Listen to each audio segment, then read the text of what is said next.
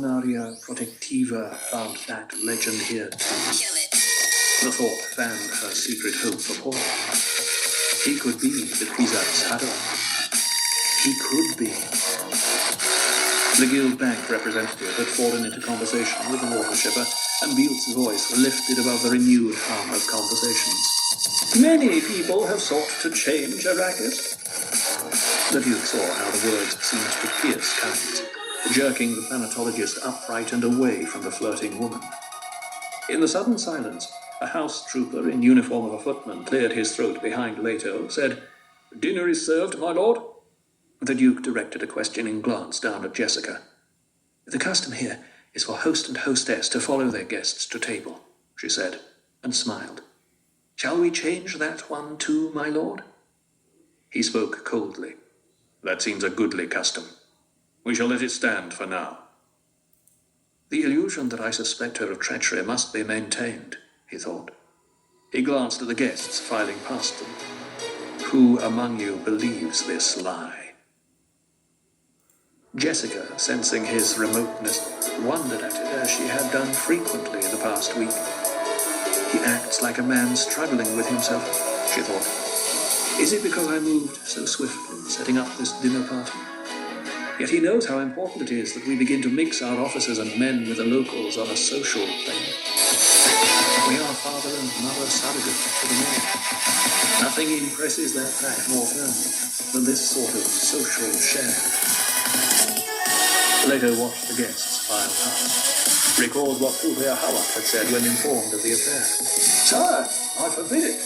A grim smile touched the Duke's mouth. What a scene that had been. And when the Duke had remained adamant about attending the dinner, Howard had shaken his head. "I have bad feelings about this, my lord," he said. "Things move too swiftly on Arrakis. That's not like the Harkonnens. Not like them at all." All past his father escorting a young woman half a head taller than himself. He shot a sour glance at his father, nodded at something the young woman said. "Her father manufactures still suits," Jessica said. "I'm told that only a few will be caught in the deep desert, wearing one of the man's suits." "Who's the man with the scarred face ahead of Paul?" the Duke asked. "I don't place him." "A late addition to the list," she whispered. "Gurney arranged the invitation. Smuggler." "Gurney arranged?" "At my request. It was cleared with Hart, although I thought Hart was a little stiff about it. The smuggler's called Twig. Esmond Twig. He's a power among his kind. They all know him here. He's dined at many of the houses." "Why is he here?" "Everyone here will ask that question," she said. "Twig will sow doubt and suspicion just by his presence. He also served notice that you're prepared to back up your orders against graft by enforcement from the smuggler's end as well. This was the point Howard appeared to like." "I'm not sure I like it." He nodded to a passing couple, saw only a few of their guests remained to precede them. "Why didn't you invite some friends?" "There's kindness," she said. "Yes, there's kindness," he said. "Have you arranged any other little surprises for me?" He led her into step behind the procession.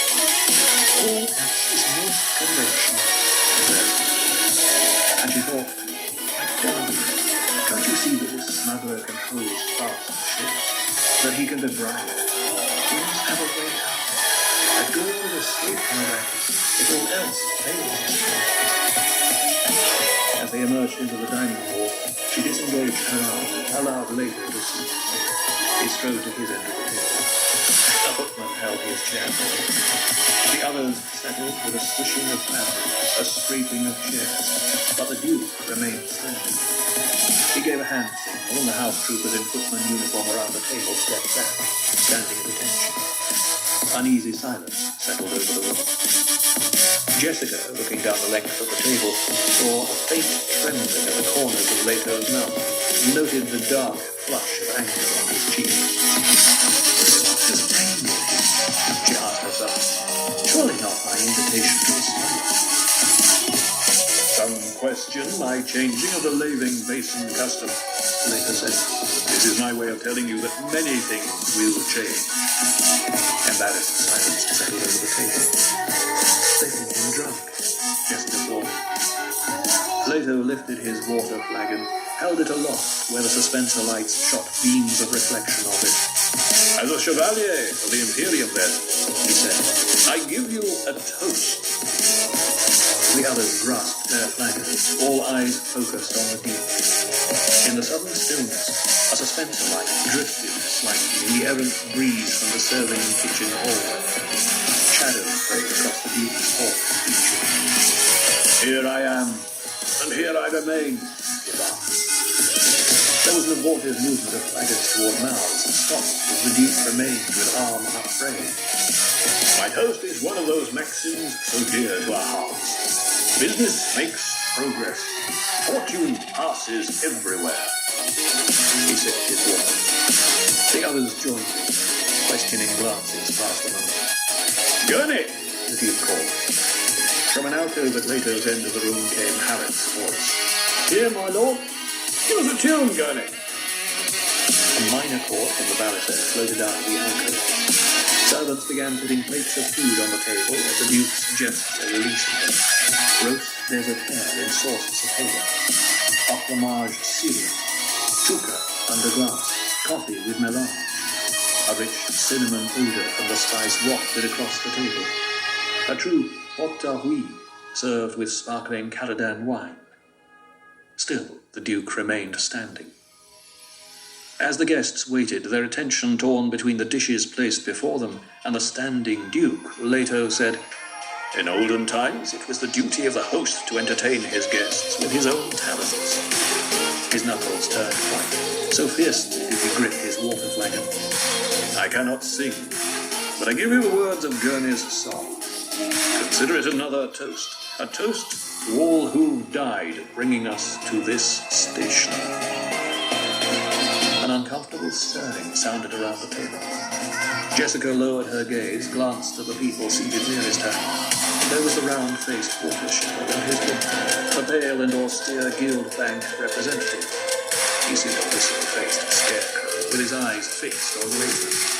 The rugged and scar-faced tourist, his blue within blue eyes downcast. "Review, friends. Troops long past review," the Duke imposed. "All fate of weight and pains and dollars. Their spirits wear our silver coins. Review, friends. Troops long past review. Each a dot of time without pretense or guide. With them passes the fjord of fortune. Review, friends. Troops long past review. When our time ends on its rictus smile, we'll pass from the earth of fortune." The Duke allowed his voice to trail off on the laugh. Took a deep drink from his water flagon, slammed it back onto the table. Water slopped over the brim onto the lid.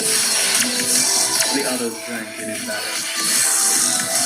Again the Duke lifted his water flagon, and this time emptied its remaining half onto the floor, knowing that the others around the table must do the same. Jessica was first to follow his example. There was a frozen moment before the others began emptying their flagons. Jessica saw how Paul, seated near his father, was studying the reactions around him. She found herself also fascinated by what her guests' actions revealed, especially among the women. This was clean, potable water, not something already cast away in a sopping tank. Reluctance to just discard it exposed itself in trembling hands, delayed reactions, nervous laughter, and violent obedience to the necessity. One woman dropped her flagon, looked the other way as her male companion recovered. Kindness, though, caught her attention most sharply. The planetologist hesitated, then emptied his flagon into a container beneath his jacket. He smiled at Jessica as he caught her watching him, raised the empty flagon to her in a silent toast. He appeared completely unembarrassed by his action. Halleck's music still wafted over the room, but it had come out of its minor key, lilting and lively now as though he were trying to lift the mood. "Let the dinner commence," the Duke said, and sank into his chair. "He's angry and uncertain," Jessica thought. The loss of that factory crawler hit him more deeply than it should have. It must be something more than that loss. He acts like a desperate man. She lifted her force, hoping in the motion to hide her own sudden bitterness. Why not? He is desperate. Slowly at first, then with increasing animation, the dinner got underway.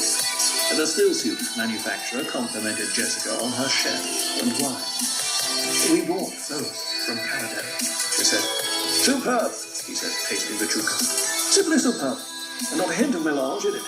One gets so tired of the spice and everything." The Guild Bank representative looked across at Kynes. "I understand, Dr. Kynes, that another factory crawler has been lost to a worm." "News travels fast," the Duke said. "And then it's true?" the banker asked, shifting his attention to later. "Of course it's true," the Duke snapped. "The blasted carryall disappeared.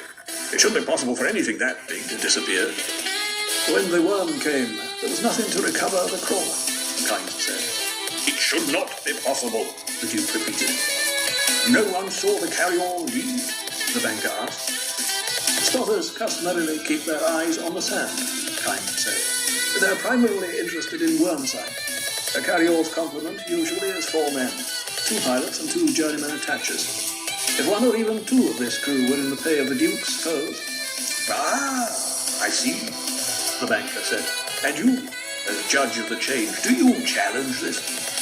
"I shall have to consider my position carefully," Kynes said. "And I certainly will not discuss it at table." And he thought, that pale skeleton of a man. He knows this is the kind of infraction I was instructed to ignore. The banker smiled, returned his attention to his food. Jessica sat remembering a lecture from her Bene Gesserit school days. The subject had been espionage and counter-espionage. A plump, happy-faced reverend mother had been the lecturer, her jolly voice contrasting weirdly with the subject matter. "The thing to note about any espionage and or counter-espionage school is the similar basic reaction pattern of all its graduates. Any enclosed discipline sets its stamp, its pattern upon its students.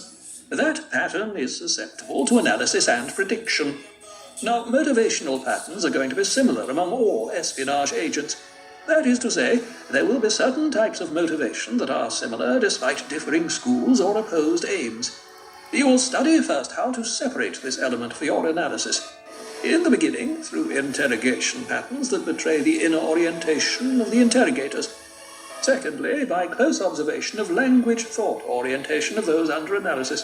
You will find it fairly simple to determine the root languages of your subjects, of course, both through voice inflection and speech pattern." Now, sitting at table with her son and her Duke and their guests, hearing that Guild Bank representative, Jessica felt a chill of realization. The man was a Harkonnen agent. He had the Geardy Prime speech pattern subtly masked, but exposed to her trained awareness as though he had announced himself. Does this mean the Guild itself has taken sides against House Atreides? She asked herself.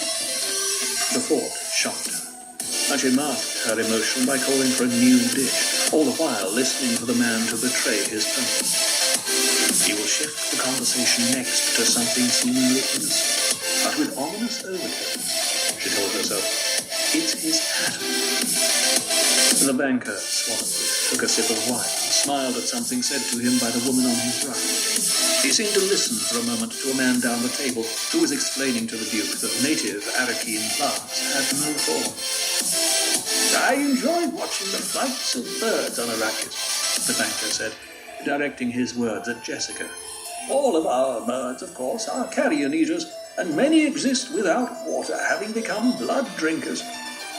The stillsuit manufacturer's daughter, seated between Paul and his father at the other end of the table, twisted her pretty face into a frown and said, "Oh, Susu, you say the most disgusting things."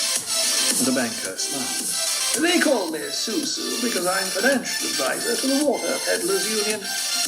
And as Jessica continued to look at him without comment, he added, because of the water seller's cry, Susu Sook. And he imitated the call with such accuracy that many around the table laughed. Jessica heard the boastful tone of voice, but noted most that the young woman had spoken on cue. A set piece. She had produced the excuse for the banker to say what he had said. She glanced at Lindar Butte. The water magnate was scowling, concentrating on his dinner. It came to Jessica that the banker had said, "I, too, control that ultimate source of power on Arrakis, water." Paul had marked the falseness in his dinner companion's voice, saw that his mother was following the conversation with Bene Gesserit intensity. On impulse, he decided to play the foil, draw the exchange out. He addressed himself to the banker. "Do you mean, sir, that these birds are cannibals?" "That's an odd question, young master," the banker said. "I merely said the birds drink blood. It doesn't have to be the blood of their own kind, does it?" "It was not an odd question," Paul said, and Jessica noted the brittle riposte quality of her training exposed in his voice. Most educated people know that the worst potential competition for any young organism can come from its own kind. He deliberately forked a bite of food from his companion's plate, ate it. They are eating from the same bowl. They have the same basic requirements. The banker stiffened, scowled at the Duke. "Do not make the error of considering my son a child," the Duke said, and he smiled. Jessica glanced around the table, noting that Butte had brightened, that both Kynes and the smuggler, Tuat, were grinning. "It's a rule of ecology," Kynes said, "that the young master appears to understand quite well. But the struggle between life elements is the struggle for the free energy of a system. Blood's an efficient energy source." The banker put down his fork, spoke in an angry voice.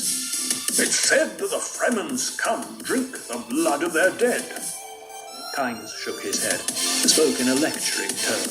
"Not the blood, sir, but all of a man's water ultimately belongs to his people.